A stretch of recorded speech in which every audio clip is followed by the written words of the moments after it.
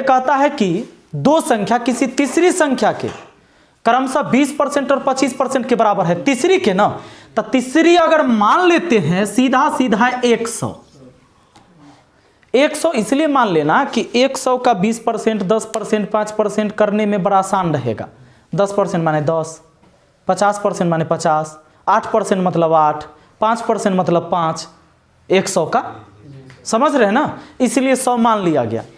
तो तीसरी संख्या हमने 100 माना, तब पहली और दूसरी जो है तीसरी के क्रमशः 20% और 25% के बराबर है। तो 100 का 20% कितना होगा, बोलिए पक्का। 100 का 20% 20 होगा, 100 का 25% दूसरी संख्या, तो ये 25 होगा। अब हमसे पूछ रहा है कि पहली संख्या दूसरी का कितना प्रतिशत है, यही बात ना। तो मैंने अभी थोड़ा देर पहले सिखाया है आपको कि भैया जिसके बारे में पूछेगा उसको ऊपर लिखना है और जिसके रिस्पेक्ट में कहेगा उसको नीचे लिखना है। अब प्रतिशत में कहेगा इसलिए 100% से गुना करना है, नहीं तो पहली के बारे में कह रहा है तब पहली को लिखेंगे ऊपर, दूसरी के रिस्पेक्ट में कहा तो दूसरी को लिखेंगे नीचे। अब प्रतिशत के लिए तो हम 100% से गुना कर देंगे। 25 चौका 100, 20 चौका 80% हमारा आंसर हुआ। कोई दिक्कत? इसी सवाल में कहता कि दूसरी संख्या पहली का कितना प्रतिशत है, तो दूसरी को हम ऊपर लिखते, पहली को नीचे लिखते, प्रतिशत के लिए 100% से गुना कर देते। कोई दिक्कत? चलिए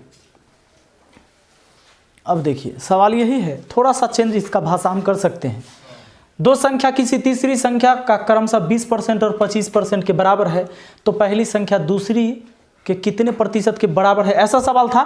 ऐसा कह सकता है कि पहली संख्या दूसरी से कितना प्रतिशत कम है। बात आ रहा है समझ में? दूसरी से कितने प्रतिशत कम होगी, ऐसा भी हो सकता है। चलिए, तो दो संख्या किसी तीसरी से, तो तीसरी अपने आप 100 मान लेना, 20%। अच्छा 100 कब मानते हैं ये भी जान लो। कभी आप देखते होंगे क्रयमूल्य 100 मान लिया, कभी x मान लिया, कभी कहेगा MRP x मान लिया और कभी 100 मान लिया। आप कंफ्यूज होते रहते हो कि EX कब मान लेता है लोग और 100 कब मान लेता है।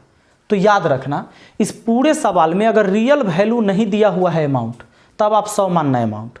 100 अमाउंट तभी मान सकते हो, 100 रुपया तभी मान सकते हो जब रुपया नहीं है। इस सवाल में कहीं रियल वैल्यू है 5 रुपया, 10 रुपया, 8 रुपया, 100 रुपया, चाहे कोई वैल्यू संख्या ही 100 नहीं ना है, तो इस बार हम 100 मान सकते हैं।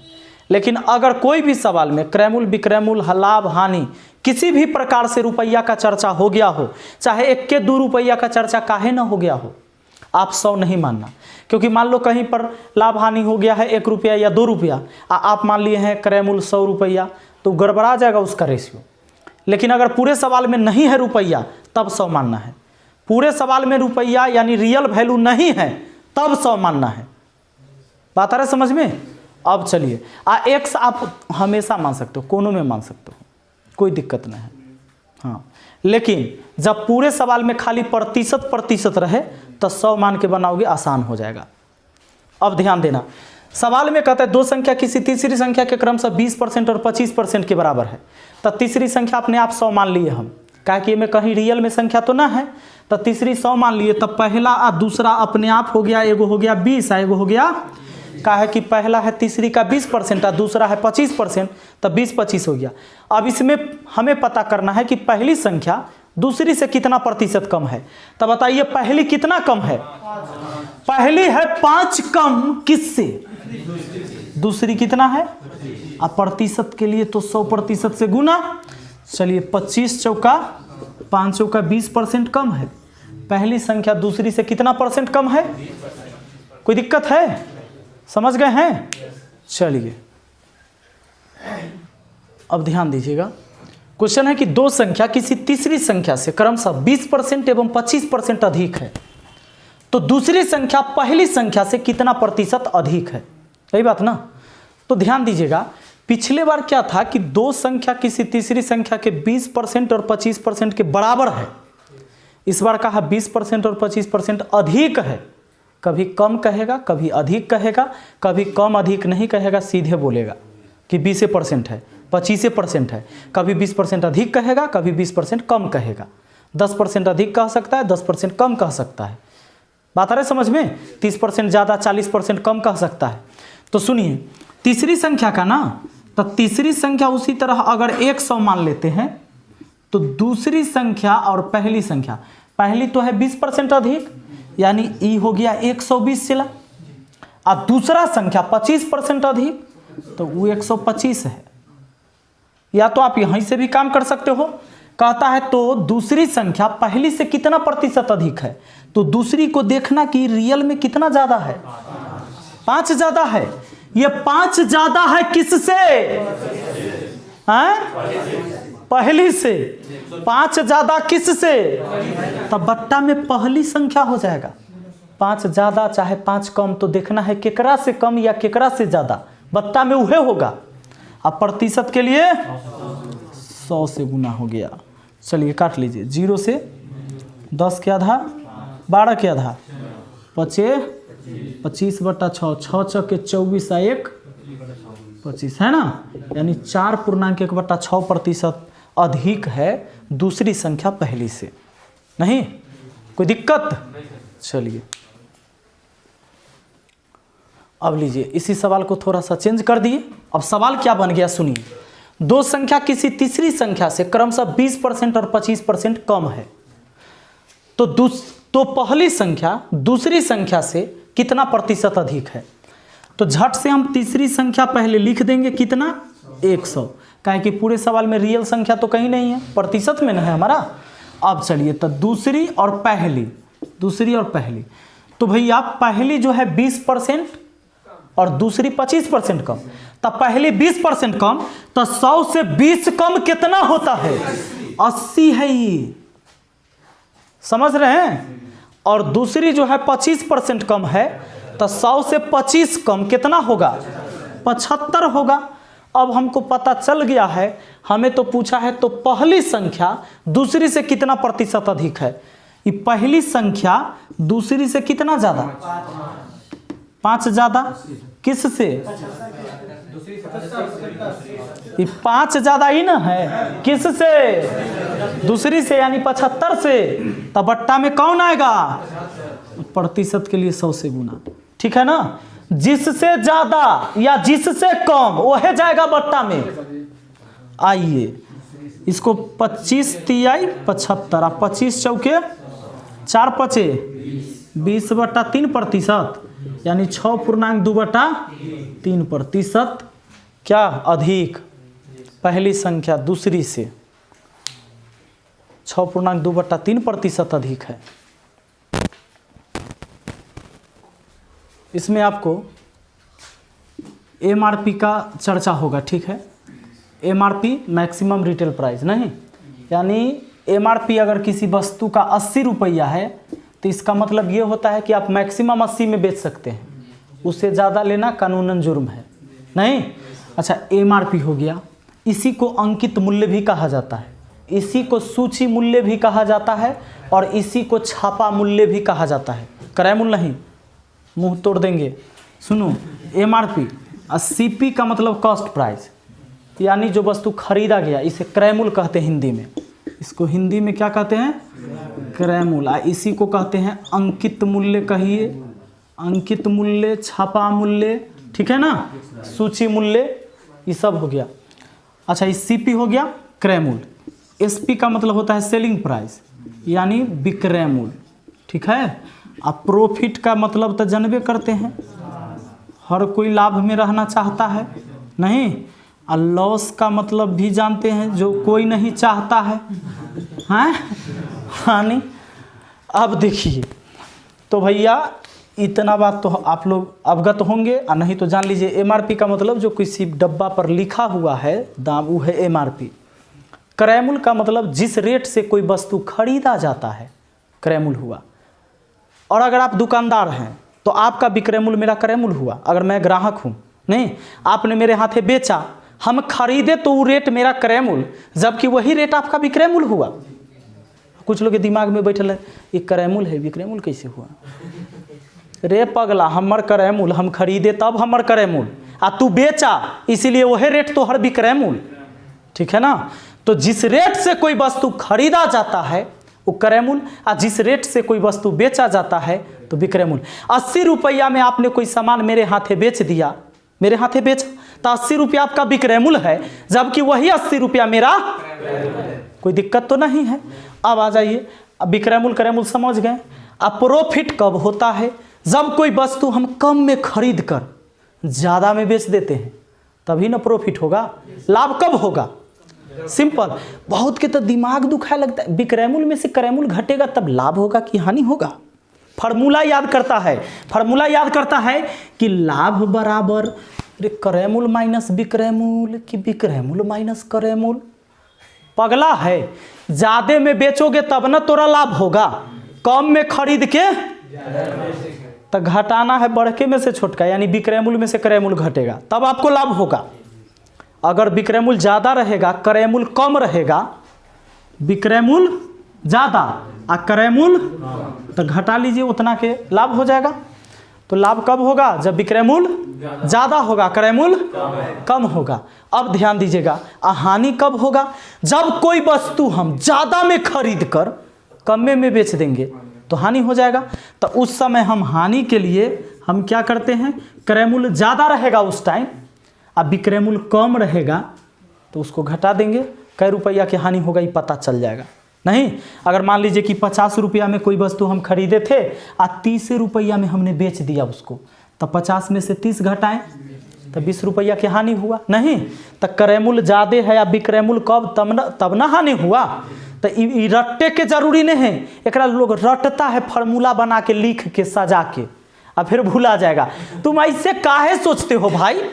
सीधी सी बात है, आपने 50 रुपए के कोई पेन खरीदा, उससे ज़्यादा में बेचोगे तो तुमको लाभ होगा और उससे कम में बेच दोगे तो हानि होगा। ये कौन नहीं जानता है? जो पढ़ा लिखा व्यक्ति नहीं है वो भी जानता है। आप पूछ के जाके देख लो, पूछना कि भैया हम एगो मोबाइल खरीदे हैं 2000 में, एक ज़्यादा में बेचेंगे तब लाभ होगा कि कम में बेचेंगे तब लाभ होगा? नहीं, पक्का तुमको बता देगा। चाहे रोड पर चलते किसी भी व्यक्ति से तुम कल पूछ के देखो। चले आगे, और उसको फार्मूला बना के लोग रटता है तो रटने की जरूरत नहीं। अब ध्यान दीजिएगा, यहाँ पर एक बात लिखता हूँ और आपको लिखना है, इसको नोट कर लिए। देखिए अब इसको समझिए, हमने क्या लिखा है कि जब CPSP तथा प्रॉफिट एवं लॉस, CPSP प्रॉफिट लॉस इसको सुने थे थोड़ा देर पहले। अब कहता है उसे जब हम रुपया के रूप में दर्शाते हैं। आप तो सोच रहे हैं यहाँ रुपये में तो होता ही है, रुपया से अलग भी होता है बाबू, वस्तु के रूप में भी होता है। तब उसे हम रुपया के रूप में रहेगा तब उसे अमाउंट का केस कहेंगे या अमाउंट का केस कहा जाता है। और अमाउंट के केस में प्रतिशत लाभ या प्रतिशत हानि हमेशा CP पर निकालते हैं। जैसे प्रतिशत लाभ निकालना हो, लेकिन अमाउंट का केस का क्या मतलब है? उस सवाल में रुपया का चर्चा होगा। कहेगा कोई वस्तु 500 में खरीदा गया, 600 में बेचा गया, या 500 में खरीदा गया 450 में बेचा गया, तो रुपया बोला ना, 500 रुपया में खरीदा 450 में बेचा, तो ये हुआ अमाउंट का केस। लेकिन सवाल ऐसा हो कि मोहन ने 10 आम खरीदा 12 आम बेचा, मैंने रुपया कहीं बोला? मोहन ने 10 आम खरीदा 12 आम बेचा, उसका प्रतिशत लाभ या प्रतिशत हानि बताइए। मैंने कहीं रुपया बोला इस सवाल में? नहीं। अब वो हो गया भाव का केस। बात है समझ में? तो दो तरह का केस बनता है भैया, एक होता है अमाउंट का केस, एक होता है भाव का केस। अमाउंट का केस कब होगा? जब रुपया का चर्चा होगा सवाल में। अब कहोगे सर आम भी रहेगा रुपया भी रहेगा तब तो मामला फंस जाएगा। नहीं, अगर रुपया आ गया, चाहे उसका साथ कुछ रहे, आम रहे केला कटहर कुछ रहे, ठीक है, तब वो अमाउंट के केस हुआ। लेकिन अगर पूरे सवाल में रुपया कहीं भी ना है, चाहे वो CP के रूप में हो, SP के रूप में हो, प्रॉफिट के रूप में हो, चाहे लॉस के रूप में हो, अगर रुपया ना है कहीं भी, तब वो भाव का केस कहलाएगा। भाव के केस में कहीं भी रुपया का जिक्र नहीं होगा आपसे। हाँ, ऐसा बोल सकता है, कहेगा कि 15 केला का क्रय मूल्य 12 केला के विक्रय मूल्य के बराबर है। रुपया बोले? 2 रुपया 4 रुपया बोले कहीं? नहीं, ये भाव का केस है। आई में लड़का गलती करता है, एग्जाम में खूब गलती करता है। अभी हम बताएंगे कि गलती कहाँ होता है।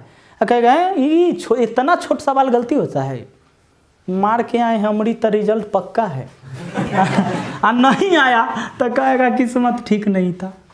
प्रतिशत लाभ निकालना हो तो सुनो, अमाउंट के केस में लाभ बटा क्रयमूल आ गुना 100, ठीक है। ये कब? अमाउंट के केस में प्रतिशत लाभ यानी प्रतिशत लाभ या हानि हमेशा सीपी पर निकालते हैं। किस पर? इसीलिए बट्टा में सीपी लाया मैंने, ठीक है। चाहे अगर प्रतिशत हानि भी निकालना होता तो भैया ऊपर लिख देता मैं हानि, नीचा लिख देता सीपी और 100% से गुना कर देता, ये हमारा हो जाता प्रतिशत हानि के लिए फॉर्मूला, ठीक है। अब हम आपको बताएंगे भाव के केस में क्या होगा। पहले एक बात समझ लीजिए, मान लीजिए कोई वस्तु आपने 500 रुपया में खरीद लिया और उस वस्तु को आपने 550 रुपया में बेच लिया, तो ये रुपया का चर्चा हुआ है, तो ये भाव का केस है कि अमाउंट का केस? और अमाउंट के केस में प्रतिशत लाभ या हानि हमेशा सीपी पर निकालना है। तो इसमें 500 में खरीदा, बेचे 550 में, तो क्या होगा? क्या हो जाएगा व्यापार में? लाभ कितने का? 50 रुपया का।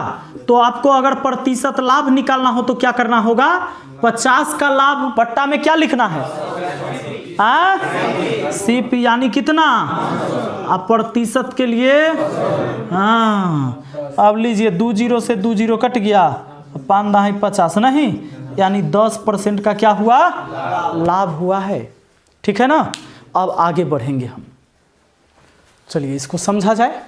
जब सीपीएसपी तथा प्रॉफिट एवं लॉस को वस्तु के रूप में दर्शाते हैं तो उसे भाव का केस कहा जाता है। और कहा जा रहा है कि और भाव के केस में प्रतिशत लाभ या प्रतिशत हानि एसपी पर निकालते हैं। अब ये भाव का केस कब होता है? अभी मैंने बोला कि जैसे मान लीजिए कि राम कहेगा कि राम 10 वस्तु खरीदता है, 12 वस्तु बेचता है, इस व्यापार में उसका प्रतिशत लाभ हानि क्या होगा? या कहेगा 15 वस्तु का क्रय मूल्य 20 वस्तु के विक्रय मूल्य के बराबर है, तो प्रतिशत लाभ हानि क्या होगा? यानी जब सवाल में रुपया का चर्चा न हो किसी भी रूप में, तब होगा वो भाव का केस, ठीक है ना। तब भाव का केस होगा। और भाव के केस में अगर आपको प्रतिशत लाभ निकालना हो तो लिखना है ऊपर में लाभ और बट्टा में एसपी, सीपी नहीं, और प्रतिशत के लिए 100 से गुना। बच्चा से फॉर्मूला रटाइल है, लाभ बटा क्रयमूल्य गुना 100, लाभ बटा क्रयमूल्य गुना 100 नहीं, हानि बटा क्रयमूल्य गुना 100। अब उहे पर रगड़ देता है सब सवाल के। एग्जामिनर तेज है, वो दे देगा भाव के केस वाला सवाल, तुम बना दोगे क्रयमूल्य पर, ऑप्शन रहेगा एगो दे ले, हाँ मार दोगे सही। सुनो, अगर प्रतिशत हानि निकालनी हो, प्रतिशत हानि इसमें, तो ऊपर में लिख देना हानि, बट्टा में लिख देना एसपी और गुना 100% से। ये सब चलेगा भाव के केस में, सिर्फ भाव के केस में, ठीक ना। ये अमाउंट वाला में नहीं जाइएगा, भाव के केस में। चलिए अब इस पर क्वेश्चन करेंगे हम, 1-2 बनाएंगे। जरा आप लोग इस सवाल को बनाइए। 10 वस्तु का क्रयमूल्य 15 वस्तु के विक्रयमूल्य के बराबर है, तो इस व्यापार में प्रतिशत लाभ या प्रतिशत हानि ज्ञात करें। बनाने का प्रयास करें सब लोग, और मैं पूछूंगा बारी बारी से, और जिससे पूछूंगा वही जवाब देंगे।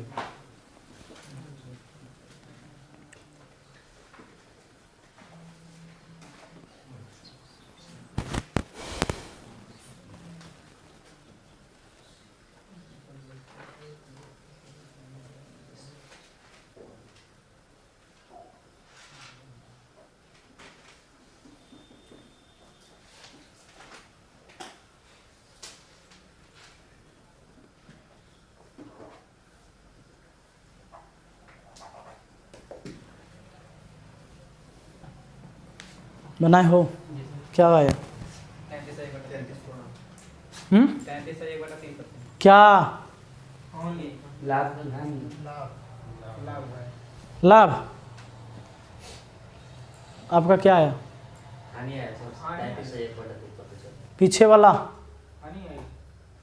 और पीछे कोना हानि आ गया।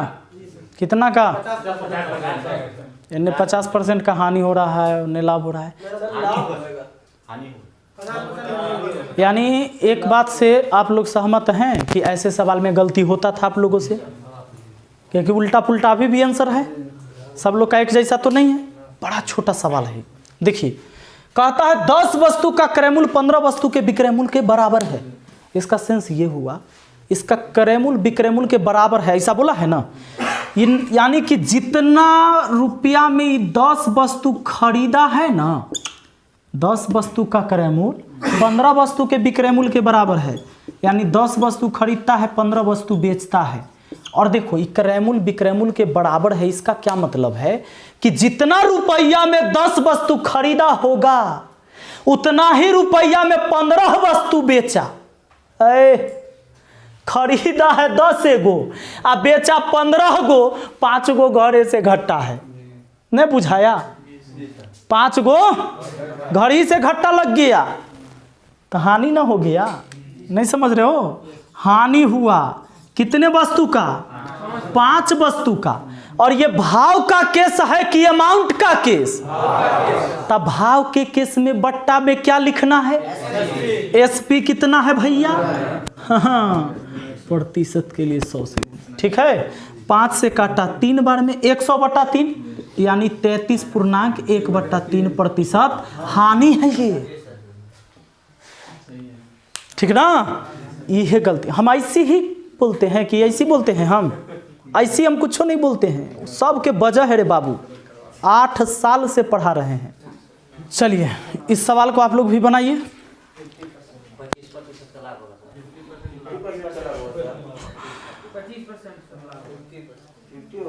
फिर हो रहा है गड़बड़ है, इस बार कूट देंगे जैसे गलती करोगे। राम के 12 आम का क्रय मूल्य 8 आम के विक्रय मूल्य के बराबर है, तो उसका प्रतिशत लाभ या प्रतिशत हानि ज्ञात करना है। देखो तो 12 आम का क्रय मूल्य, 12 आम है ना, 12 आम का क्रय मूल्य 8 आम के विक्रय मूल्य के बराबर है। एगो बात बताओ, इस सवाल में कहीं रुपया है? तो ये भाव का केस हुआ। क्लियर है? कोई भी सवाल भाव के केस अमाउंट के केस वाला पहचान जाओगे कि नहीं? पक्का।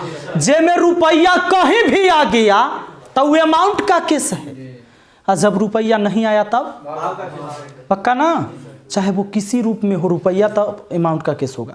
सुनिएगा, तो कहता है 12 आम का क्रय मूल्य 8 आम के विक्रय मूल्य के बराबर, यानी क्रय मूल्य विक्रय मूल्य के बराबर, यानी जितना रुपया में 12 आम खरीदा होगा ना उतना रुपया में 8 आम बेच दिया।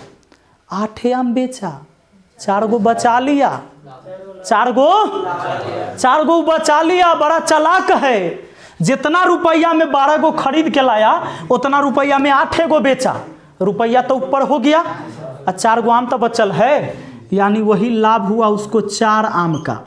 लाभ कितने का? 4 आम का लाभ हुआ भैया।